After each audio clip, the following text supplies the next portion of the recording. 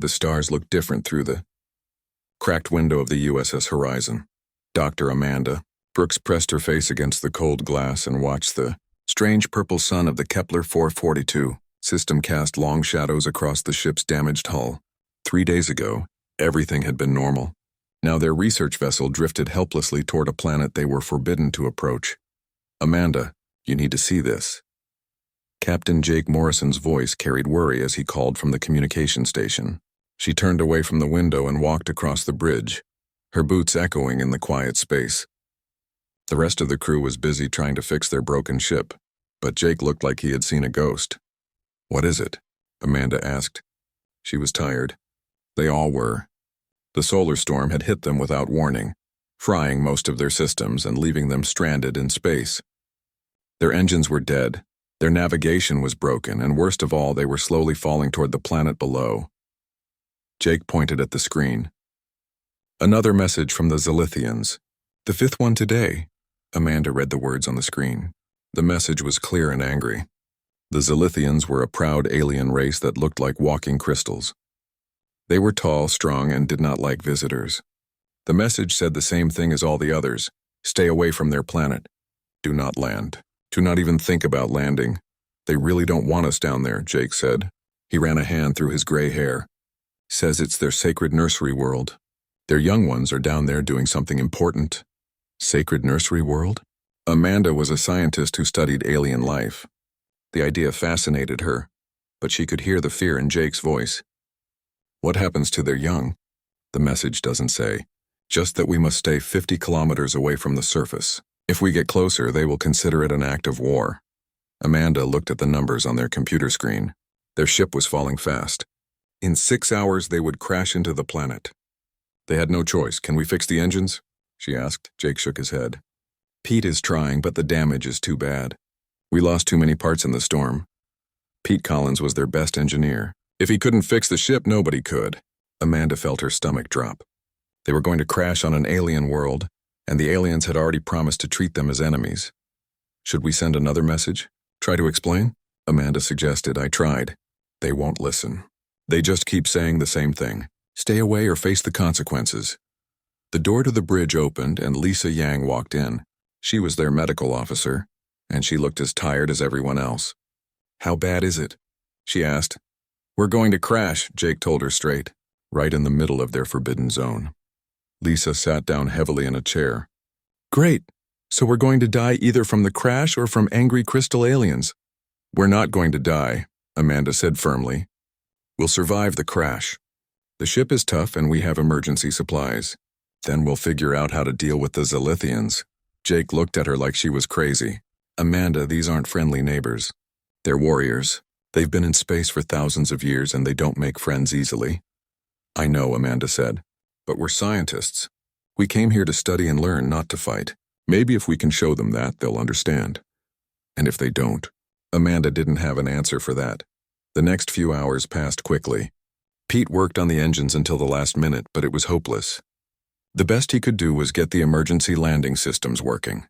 They would crash, but they might survive it. Jake got on the ship's communication system and spoke to the whole crew. This is the captain. Prepare for emergency landing. We're going down in 30 minutes. Find a secure spot and hold on. Amanda strapped herself into her chair and watched the planet grow larger through the window. It was beautiful in a strange way. The surface was covered with glowing forests that pulsed with soft light.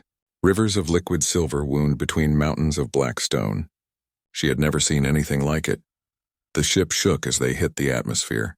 The lights flickered, and she heard metal groaning under the stress. Through the window she could see the ground rushing up to meet them. Hold on, Jake shouted. The crash was violent but brief. The ship hit the ground, bounced twice, and slid through the glowing trees before coming to a stop. For a moment everything was quiet except for the sound of small fires crackling somewhere in the ship. Everyone alive? Jake's voice came through the emergency speakers. One by one, the crew reported in. They were bruised and shaken, but alive. Amanda unbuckled herself and stood up carefully. Her left arm hurt, but it wasn't broken. Pete's voice came through the speakers. Bad news, Captain. The ship isn't flying again anytime soon. We're stuck here. Amanda looked out the window. They had crashed in a valley between two hills. The glowing forest stretched out in all directions, beautiful and alien. Strange sounds drifted through the air, musical notes that seemed to come from everywhere and nowhere. "Where exactly are we?" she asked Jake. He checked their position on the one working computer. His face went pale. 2 kilometers from the center of their sacred zone. 2 kilometers, Amanda repeated. "That's not far." "Far enough to make them very angry," Jake said. As if he had spoken magic words, their communication system came alive with an incoming message. The voice was deep and angry, speaking in the Zilithian language that their computer translated into English. "Human vessel, you have violated sacred ground. Prepare to face judgment. Do not move from your location. Do not touch anything. Do not explore. We are coming." The message ended, leaving them in silence. Amanda looked around at her crew. They were scared, and she didn't blame them. But something else was happening. Those musical sounds from outside were getting louder. They sounded almost like calls for help. "Jake," she said slowly, "what if something is wrong down here? What if that's why we crashed so close to their sacred zone?" "What do you mean?" "I mean, what if we're here for a reason? What if something needs our help?" Jake stared at her. "Amanda, no. We're not going outside. We're going to sit here and wait for the Zilithians to arrive and hope they don't kill us." But Amanda was already moving toward the door. The sounds outside were definitely calls for help. She was sure of it. And she had never been good at ignoring someone who needed help, even if it meant breaking the rules. Amanda pushed open the ship's emergency exit and stepped onto alien soil for the first time. The air was warm and smelled like flowers mixed with something metallic. The ground beneath her feet was soft and spongy, covered with what looked like grass but glowed with a faint blue light. "Amanda, get back here." Jake's voice called from behind her, but she kept walking. The musical sounds were coming from deeper in the forest, and they were definitely getting more urgent. Pete and Lisa followed her out of the ship. Pete carried a toolkit in case they needed to fix something. Lisa had her medical bag. Jake came last, shaking his head but unable to let his crew go alone. "This is a terrible idea," he muttered, but he stayed close to Amanda as they walked into the glowing forest. The trees around them were unlike anything on Earth. They looked like giant crystals that had learned to grow like plants. Their trunks were clear and smooth, and light pulsed through them like blood through veins. The leaves were thin sheets of colored glass that chimed softly when the wind touched them. "It's beautiful," Lisa whispered. Amanda nodded, but she was focused on the sounds ahead. They were getting closer to whatever was making the musical calls. The sounds reminded her of whale songs, but higher and more complex. There was definitely intelligence behind them. They walked for 10 minutes through the crystal forest before they found the source of the sounds. Amanda stopped so suddenly that Pete almost walked into her back. "Oh no," she said. In front of them was a small clearing where several of the crystal trees had fallen over. But these weren't just trees. As they looked closer, they could see that the fallen crystals had been carved and shaped. They were some kind of structure, maybe a building or a shelter, and trapped underneath the collapsed crystal beams were small, glowing creatures. "Are those?" Pete started to ask. "Zilithian cubs," Amanda finished. "They have to be." The young aliens were about the size of human children, but they looked like tiny versions of the adult Zilithians Amanda had seen in pictures. Their bodies were made of what looked like living crystal, but it was softer and more translucent than the adults. Light pulsed through them in patterns of blue and purple and gold. There were 7 of them trapped under the fallen crystals. They were making the musical sounds, calling for help in voices that were beautiful and heartbreaking at the same time. "We have to help them," Amanda said immediately. "We can't," Jake said firmly. "The adult Zilithians told us not to touch anything. If we interfere with their young, they'll definitely kill us." "Look at them, Jake." Amanda pointed at the trapped cubs. "They're hurt. They're scared. They need help right now, not in a few hours when the adults get here." One of the cubs, smaller than the others, was barely moving. Its light was flickering weakly like a candle about to go out. Lisa knelt down and opened her medical bag. "That little one is in bad shape. I think its shell is cracked. If we don't do something soon, it might not survive. The adults will blame us no matter what," Pete said quietly. "If these cubs die while we stand here and watch, that won't make the Zilithians happy either." Amanda looked at her crew. They were all thinking the same thing. It went against every rule, every bit of common sense, and every survival instinct they had. But they couldn't just watch young creatures suffer when they had the ability to help. Okay, Jake said finally. But we do this fast and careful. We help them and then we get back to the ship before the adults arrive. Amanda nodded and approached the largest piece of fallen crystal. It was beautiful but incredibly heavy. Pete, can you figure out how to move this? Pete examined the crystal beam. Maybe. If we can create some leverage, we might be able to lift it enough for them to get out. I have some tools that might work. He went back to the ship and returned with a portable jack and some metal bars. While he worked on setting up a lifting system, Amanda knelt down near the trapped cubs. The young Zilithians watched her with large, multifaceted eyes that seemed far too intelligent for children. Their light patterns changed when they saw her, shifting from the urgent purple of distress calls to something more curious. It's okay, Amanda said softly, even though she knew they probably couldn't understand her words. We're going to help you. The smallest cub, the one that was barely moving, was closest to her. Its crystal shell was indeed cracked and some kind of glowing fluid was leaking out. Amanda had no idea what Zilithian biology was like, but she knew that couldn't be good. Lisa came over with her medical supplies. I don't know how to treat crystal-based life forms, she admitted. But maybe I can stop the leak and clean the wound. She used a soft cloth to gently wipe away the glowing fluid. The cub flinched at first, but then seemed to realize she was trying to help. Its light pattern shifted to a warm golden color. I think that's gratitude, Amanda said. Pete had his lifting system ready. Okay, everyone grab something and help me lift. On 3, 1, 2, 3, they all pulled together and slowly the heavy crystal beam rose into the air. As soon as there was enough space, the trapped cubs began crawling out from under the collapsed structure. Most of them seemed okay, just scared and bruised. But the little one was still hurt badly. Lisa carefully picked it up, surprised by how light it was despite being made of crystal. Its shell is warm, she said in wonder, and I can feel something like a heartbeat. The cub in her arms made soft musical sounds, much quieter than the distress calls from before. The other cubs gathered around Lisa, their lights pulsing in harmony. They're talking to each other, Amanda realized. Look at the light patterns. They're synchronized. Pete lowered the crystal beam back to the ground. That's all we can do for now. We should get back to the ship. But as they turned to leave, something unexpected happened. The cubs followed them. Guys, Lisa said, I think they want to come with us. The young Zilithians were indeed following the humans, staying close like puppies following their mother. The smallest one, still in Lisa's arms, made contented sounds and snuggled closer to her warmth. This is bad, Jake said. When the adults get here and find their cubs with us, they're going to think we kidnapped them. We can't just leave them here, Amanda protested. The structure they were in is destroyed. They have nowhere safe to go. And that little one needs medical attention, Lisa added. I stopped the bleeding, but I don't know what else is wrong with it. Jake looked at the cubs following them through the forest. Their lights were brighter now, pulsing with what definitely looked like happiness. They made soft musical sounds to each other and occasionally reached out to touch the humans with tiny crystal hands. Fine, he said with a sigh. But when the Zilithian warships arrive and start shooting at us, I'm going to remind you all that this was Amanda's idea. They made it back to the ship just as the sun was setting. The cubs explored the human vessel with curiosity, their lights reflecting off the metal walls and creating beautiful patterns everywhere they went. The smallest cub, who Lisa had started calling Spark because of the way its lights flickered, seemed to be getting stronger. It had stopped leaking the glowing fluid, and its light patterns were becoming more complex and animated. I think it's trying to communicate, Amanda said, watching Spark's lights pulse in intricate sequences. With us?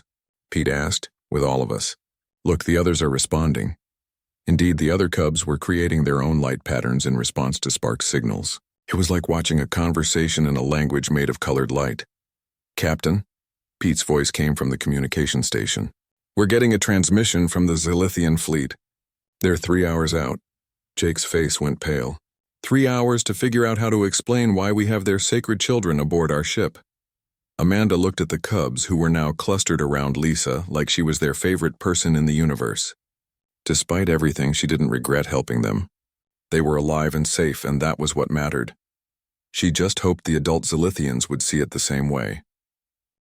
The cubs had been aboard the ship for 2 days, and everything had changed. What started as a rescue mission had become something none of the humans expected. The young Zilithians were not just passengers waiting to be returned to their people. They had become part of the crew. Amanda woke up on the second morning to find Spark sitting beside her bed, pulsing with gentle morning colors of pale yellow and soft pink. The little cub had recovered completely from its injuries, thanks to Lisa's careful treatment, and something the humans were beginning to understand was remarkable healing ability. "Good morning, little friend," Amanda said softly. Spark responded with a happy burst of golden light and made musical sounds that almost sounded like laughter. In the next room, she could hear Pete talking to the other cubs as he worked on repairing the ship's systems. His voice was patient and kind, like a father teaching his children. "Now see this wire here? It carries power from the engine to the lights. If we connect it like this..." "There we go!" Amanda looked around the corner and saw something amazing. The cubs were helping Pete with the repairs. Their small size let them crawl into spaces that were too tight for humans, and their crystal hands could manipulate the delicate electronics without damaging them. But it was more than just size that made them useful. The cubs seemed to understand how the ship's systems worked almost instinctively. They could sense electrical currents flowing through the wires and spot problems that Pete's instruments missed. "Amanda, come look at this," Pete called excitedly. "Show her what you found," he said to one of the cubs. The cub, whose lights pulsed in shades of blue and green, crawled into a panel and emerged holding a damaged circuit board. Its lights flickered in complex patterns as it showed Pete exactly where the break in the circuit was located. "It's like they can see electricity," Pete marveled. "They're better at diagnostics than my computer." Lisa emerged from the medical bay with Spark still following close behind. The little cub had become her constant companion, rarely leaving her side for more than a few minutes. "The mother hen and her chick," Amanda said with a smile. "I can't help it," Lisa said, gently stroking Spark's crystalline shell. "Look at those eyes. How can you resist?" Spark's large, multifaceted eyes were indeed captivating. They reflected light in rainbow patterns and seemed to show genuine emotion and intelligence. When Lisa spoke, Spark tilted its head and listened carefully, as if trying to understand every word. Captain Jake walked onto the bridge looking tired. He had been trying to figure out what to say to the Zilithian fleet when they arrived. So far, he had not come up with anything that didn't sound like a terrible excuse for kidnapping their children. "Any word from the Zilithians?" Amanda asked. "They're still coming. Should be here in about 18 hours. Jake sat down heavily in his chair. "I've been practicing my apology speech, but I don't think Sorry is going to cut it when they see their cubs living on our ship like pets." "They're not pets," Lisa said firmly. "They're family." As if to prove her point, Spark climbed up onto Jake's lap and began pulsing with warm, comforting colors. The little cub seemed to sense that Jake was stressed and was trying to help him feel better. "See?" Lisa said. "They care about us." Jake couldn't help but smile as Spark settled comfortably in his lap. "I have to admit they're growing on me. But their parents are still going to want to kill us, maybe not," Amanda said thoughtfully. "Look at how much the cubs have learned in just 2 days. They're helping with repairs, they're communicating with us, they're showing problem-solving skills that seem way beyond what you'd expect from children." "What are you thinking?" Pete asked. "I'm thinking that maybe contact with humans is actually good for them. Maybe we're not corrupting them. Maybe we're helping them grow." To test her theory, Amanda sat down with the cubs and started showing them pictures on her tablet computer. She showed them images of Earth, of humans, of animals and plants and cities. The cubs watched with fascination, their lights flickering as they processed the new information. Then she tried something more complex. She showed them simple math problems. 2 + 2 = 4. 3 × 5 = 15. Basic addition and multiplication. The cubs picked it up immediately. Not only did they understand the concepts, but they began creating their own math problems, using their light patterns. They would pulse a certain number of times in blue, then a certain number in green, then show the answer in gold. "They're learning faster than human children," Amanda said in amazement. "Much faster." Pete tried teaching them about engineering concepts. He showed them how levers worked, how pulleys could lift heavy objects, how gears transferred motion from one place to another. Again, the cubs understood quickly and began experimenting with the concepts on their own. But the most remarkable discovery came when Lisa was treating a small cut on Pete's hand. The cubs gathered around to watch, their lights pulsing with what looked like concern. Spark gently touched Pete's injured finger with one tiny crystal hand. "Ow," Pete said, pulling his hand back. But then he looked at it again. Wait, Lisa, look at this. The cut was healing. Not just a little bit, but visibly healing as they watched. The bleeding had stopped completely, and the edges of the wound were already beginning to close. How is that possible? Lisa asked. Spark pulsed with proud golden light and made happy musical sounds. The other cubs joined in, creating a harmony that was beautiful and somehow soothing. They have healing abilities, Amanda said. Physical contact with them accelerates healing. That's not possible, Jake said. But he was looking at Pete's hand with wonder. A lot of things about these cubs shouldn't be possible, Amanda pointed out. But here we are. They spent the rest of the day learning more about their unexpected guests. The cubs could sense emotions and respond to them. When someone was sad, they would gather around that person and pulse with warm, comforting colors. When someone was excited or happy, they would share in that joy with bright, energetic light displays. They could also sense danger.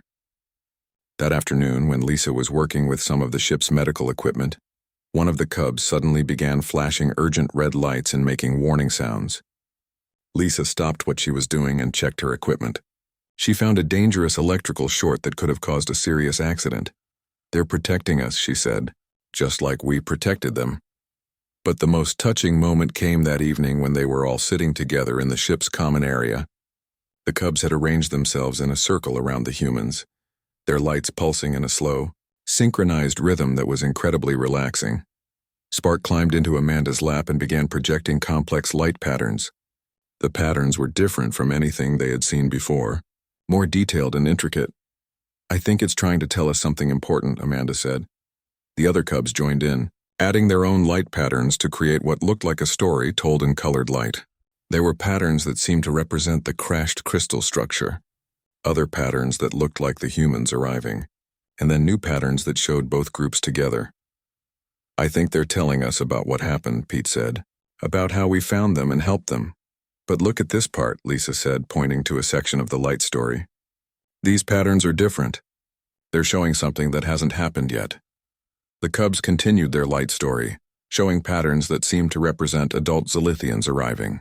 But instead of angry red lights, these adult patterns were surrounded by the same warm golden colors that the cubs used to show happiness and acceptance. They're trying to tell us something about their parents, Amanda realized.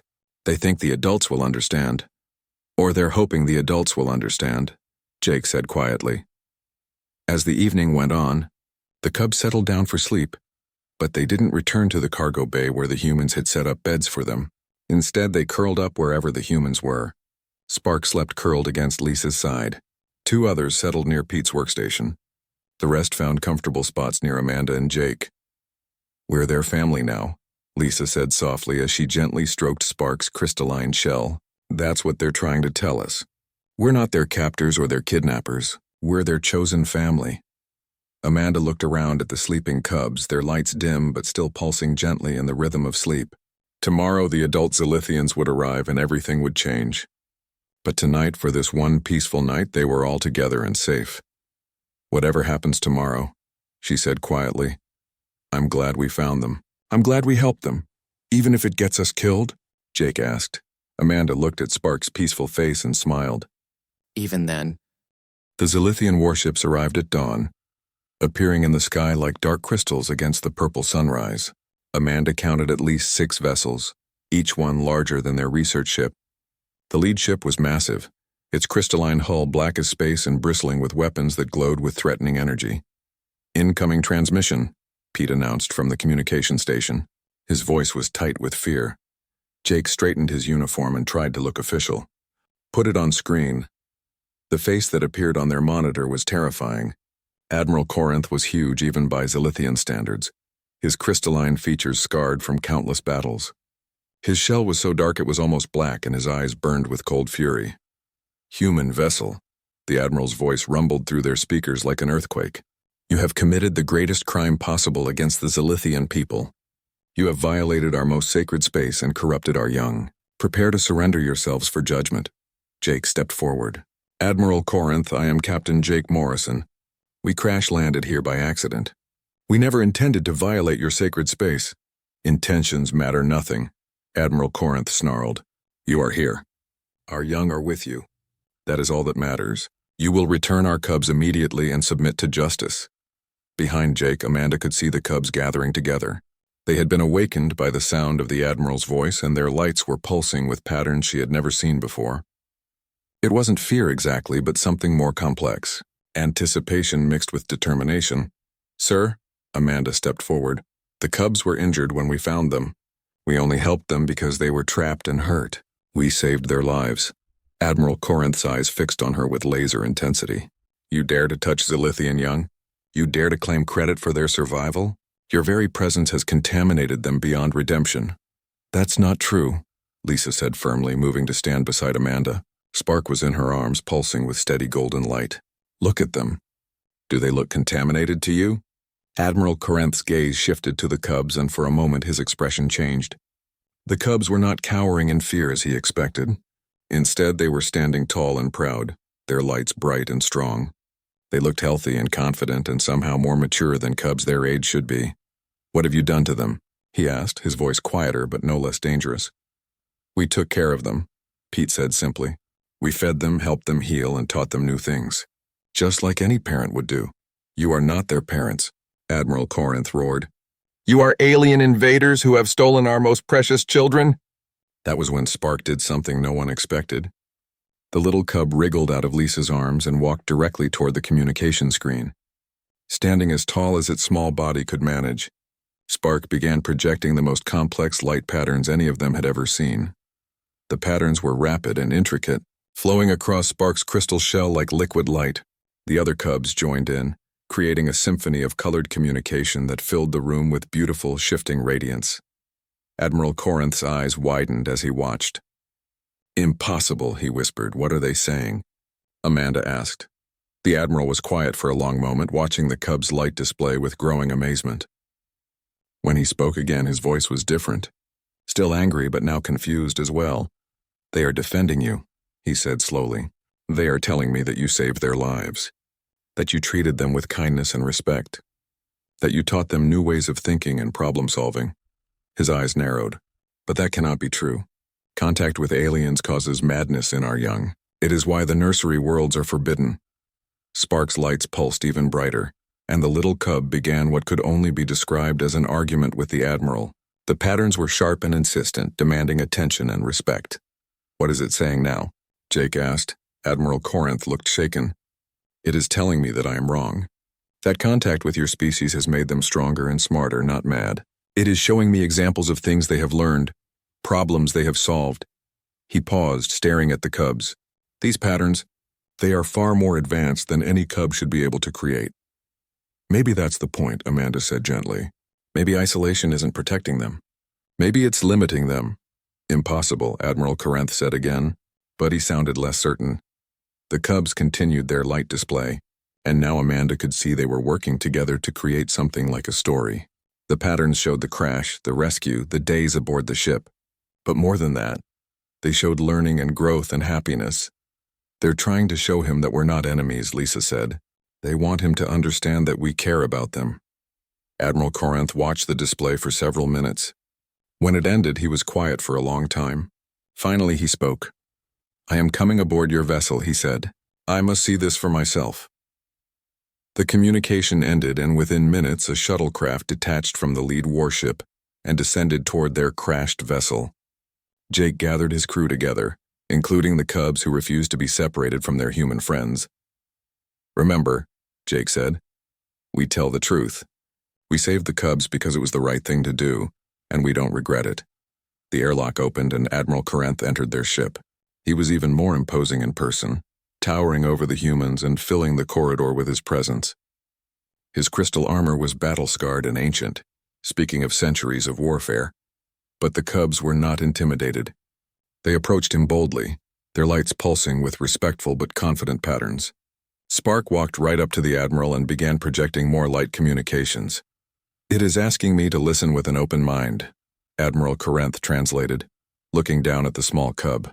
"It says that these humans are good people who risk their own safety to help strangers." The Admiral looked around the ship, taking in the makeshift repairs, the emergency equipment, the obvious signs that the humans had been struggling to survive. His eyes stopped on the medical supplies Lisa had used to treat the cubs' injuries. You used your own medical resources on them, he observed. Of course we did, Lisa said. They were hurt.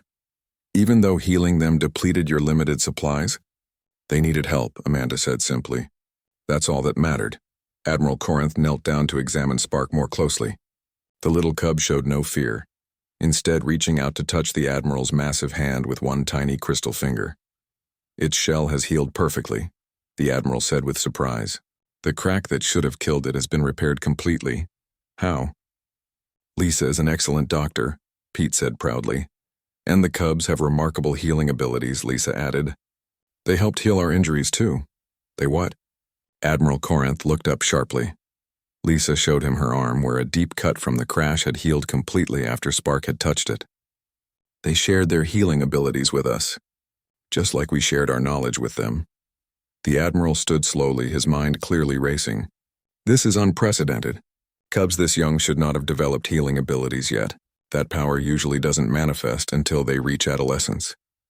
Maybe being around us accelerated their development, Amanda suggested. Maybe diversity and new experiences help them grow faster. Admiral Corinth looked at each of the cubs, studying their light patterns and behavior. They were clearly more advanced than cubs their age should be, more confident and capable, but they also seemed perfectly healthy and happy. This challenges everything we believe about our young, he said quietly. That was when their ship's emergency alert system began blaring. Pete ran to the control panel and checked the readings. Captain, we have a problem. The power core is overloading. The crash damage is finally catching up with us.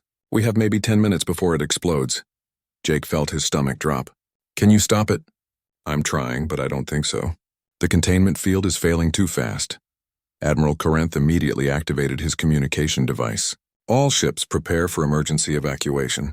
The human vessel is about to explode. But before anyone could move, the cubs did something extraordinary. All 7 of them joined hands, forming a circle around the ship's power core. Their shells began glowing brighter than anyone had ever seen, and energy began flowing between them like liquid lightning. What are they doing? Admiral Corinth demanded. They're linking their bioelectrical fields, Amanda breathed in amazement. They're trying to contain the overload. The cubs' combined energy field surrounded the failing power core, absorbing the dangerous radiation and excess power. Working together, they channeled the deadly energy harmlessly into space, preventing an explosion that would have killed everyone aboard both ships. When it was over, the cubs collapsed from exhaustion, but they were alive and the ship was safe. Admiral Corinth stared at the 7 small heroes, his entire worldview crashing down around him. That level of coordination and power, it should be impossible for cubs to achieve. Spark looked up at the Admiral with tired but determined eyes and projected one final message in light. What did it say? Amanda asked. Admiral Corinth's voice was barely a whisper. It said, "We are stronger together than apart." It said humans are our family now. For the first time since they had met him, the mighty Admiral looked uncertain about everything he had believed. Admiral Corinth sat in the ship's common area, watching the cubs sleep peacefully around their human friends. The mighty warrior who had arrived ready for battle now looked like someone whose entire world had been turned upside down. His dark crystal shell seemed less threatening. In the soft glow from the cubs, sleeping lights, I have spent 300 years believing that contact with other species would destroy our young, he said quietly to Amanda. I have enforced the isolation laws without question. I have threatened war against anyone who came too close to our nursery worlds. Amanda sat across from him, careful not to disturb Spark, who was curled up in her lap. And now I see cubs who are stronger, smarter, and more capable than any in our recorded history. They saved all our lives tonight using abilities they should not possess for another decade. He paused, watching the gentle rise and fall of Spark's crystal shell. They chose to protect you even when it meant revealing powers that could have been their secret weapon. Lisa looked up from where she was monitoring the cubs' vital signs. They're not weapons, Admiral. They're children who learned that protecting the people you love is more important than following old rules. Perhaps that is the lesson, Admiral Corinth said thoughtfully. Perhaps our isolation has made us weaker, not stronger. Jake had been quiet during the conversation, but now he spoke up. What happens now? Do we go back to pretending this never happened? Do you take the cubs away and forbid any contact between our species? Admiral Corinth was quiet for a long time. When he finally answered, his voice was heavy with the weight of difficult decisions. "I cannot take them from you." "What do you mean?" Pete asked. "Look at them." The Admiral gestured to the sleeping cubs. "They have bonded with you completely. To separate them now would cause psychological damage that might never heal. They have chosen you as their family, and among our people such bonds are sacred." Amanda felt a surge of relief but also concern. "What will your people say? Won't they be angry that their cubs are staying with aliens?" "Some will be furious," Admiral Corinth admitted. "They will call for my removal from command. They will say I have been corrupted by alien influence." He looked at Spark, who was making soft musical sounds in her sleep. "But I have seen proof that our old ways may be wrong. I cannot ignore that evidence." "So what do you propose?" Amanda asked. Admiral Corinth stood and walked to the window, looking out at his fleet of warships. "I propose something that has never been tried before in Zilithian history. A joint colony. A place where our species can work together, learn from each other, and see what we might accomplish when we combine our strengths." "A joint colony?" Jake repeated. "Here on this world. It is already sacred to us, and now it has become sacred to these cubs as well. We will build research facilities where Zilithian and human scientists can work side by side. We will learn from each other and see what new discoveries we can make." Lisa looked down at Spark, who was beginning to wake up. "And the cubs?" "They will be our ambassadors," Admiral Corinth said. "They already understand both our cultures better than any adult ever could. They will help bridge the gap between our species and teach others what they have learned about cooperation and friendship." Spark stretched and yawned, a sound like crystal chimes in the wind. When she saw Admiral Corinth, her lights immediately began pulsing with excited patterns. "What is she saying?" Amanda asked. Admiral Corinth smiled, the first time any of them had seen him show happiness. "She is asking if this means her human family can stay with her forever." "And what's your answer?" "My answer is yes," the Admiral said firmly. "If you are willing to accept the responsibility of helping to raise the next generation of Zilithian citizens, then you are welcome to stay."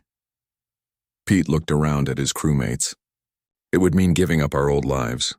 We couldn't go back to Earth. We could send messages," Lisa said thoughtfully. "Let people know what we've learned. Maybe invite others to come and join the colony." "Think about what we could accomplish," Amanda said excitedly. "Zilithian biotechnology combined with human engineering. Their healing abilities working with our medical knowledge. The possibilities are endless." Jake looked at each of his crew members, then at the cubs, who were now all awake and listening intently to the conversation. "What do you say, team? Ready to become alien colonists?" The answer came not from the humans, but from the cubs. All 7 of them began projecting light patterns that were unmistakably joyful. They danced around the room, their shells blazing with happiness as they celebrated the news that their 2 families would stay together.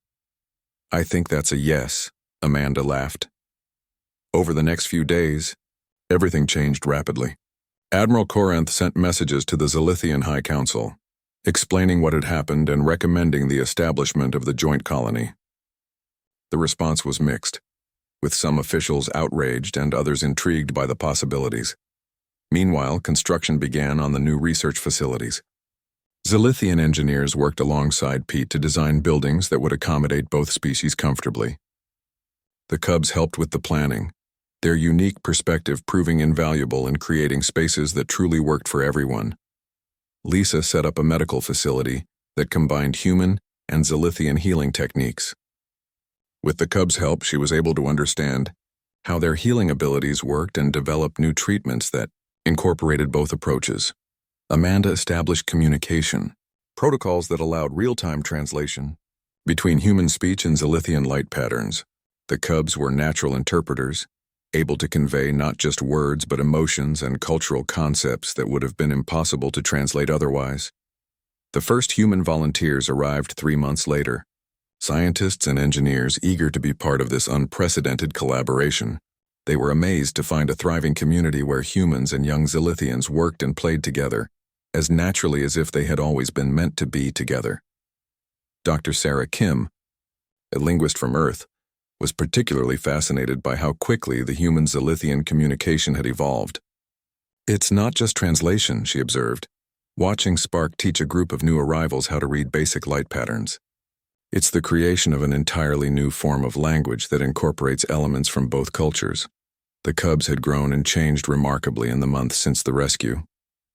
They were taller now, their crystal shells more defined and their light patterns more sophisticated, but they had retained the curiosity and openness that had first drawn them to the humans. Spark, in particular, had become something of a celebrity. Her ability to bridge cultural gaps and explain complex concepts made her invaluable as a teacher and ambassador. But she never forgot her first family, still spending her evenings with Amanda, Lisa, Pete, and Jake. "Do you ever regret it?" Amanda asked Admiral Corinth one evening as they watched human and Zilithian children playing together in the colony's central garden. "Do you ever wish you had just taken the cubs and left us behind?" Admiral Corinth watched Spark teaching a human child how to make light patterns with a flashlight, her patient demonstrations resulting in delighted laughter from both species. "How could I regret this?" he asked. "Look at what we have accomplished in just a few months. Advances in medicine, technology, and communication that would have taken decades for either species to achieve alone. And more than that, we have proven that cooperation is not just possible, but beneficial. The High Council is coming around, slowly. There are still those who oppose this experiment, but the results speak for themselves. We have raised a generation of cubs who are more capable and intelligent than any in our history, and they are teaching us that our fear of other species was unfounded." Amanda smiled as she watched Spark demonstrate a healing technique to a human doctor, the little Zilithian's lights pulsing with the joy of sharing knowledge. "She's going to change the galaxy," Amanda said softly. "They all are," Admiral Corinth agreed. "These cubs will grow up to be leaders who understand that strength comes not from isolation, but from unity. They will spread this message to both our species and beyond." As the alien sun set over their new home, painting the crystal trees in shades of gold and purple, Amanda reflected on how much had changed since that terrifying day when they had crashed on a forbidden world. They had been warned not to approach the cubs, but the cubs had approached them instead. They had been told that contact would corrupt the young Zilithians, but instead, contact had allowed them to reach their full potential. Most importantly, they had learned that sometimes the most important thing you can do is ignore the warnings and help someone who needs it, even if it means breaking all the rules. Spark looked up from her teaching and caught Amanda's eye. The young Zilithian's lights pulsed with the warm golden glow that Amanda had learned meant love and gratitude. It was a message that needed no translation. "Thank you for choosing to help. Thank you for staying. Thank you for becoming family." Amanda smiled and waved back, her heart full of hope for the future they were building together. In the end, the warning had been wrong. Approaching the cubs hadn't led to disaster. It had led to the beginning of a new age of cooperation and understanding between the stars. And the cubs, who had once refused to leave their human rescuers' side, were now ready to lead both species.